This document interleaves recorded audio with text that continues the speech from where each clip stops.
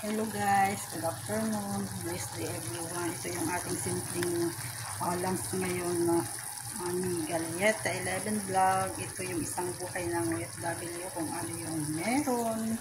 Yun lang guys, mabilisang luto lang ni Inday.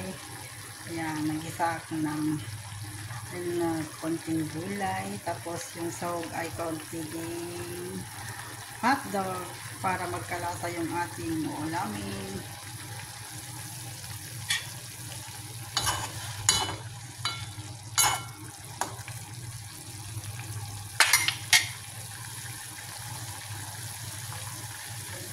Malapit na tayo kakain.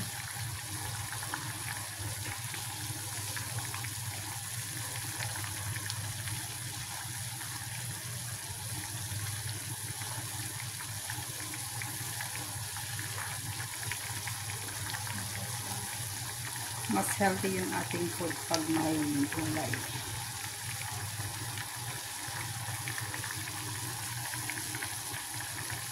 Kumusta naman yung araw-araw natin guys bilang isang OFW? Sana okay kayong lahat.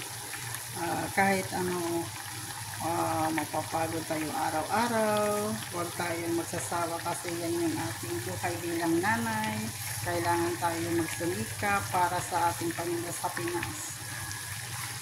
Kaya tsaga-tsaga lang guys. Sana magustuhan nyo yung aking upload na video. This is Galieta 11 vlog na nagsasabing mahal na mahal ko kayong lahat. Thank you so much for the love and support. And keep safe everyone. Bye bye. God bless.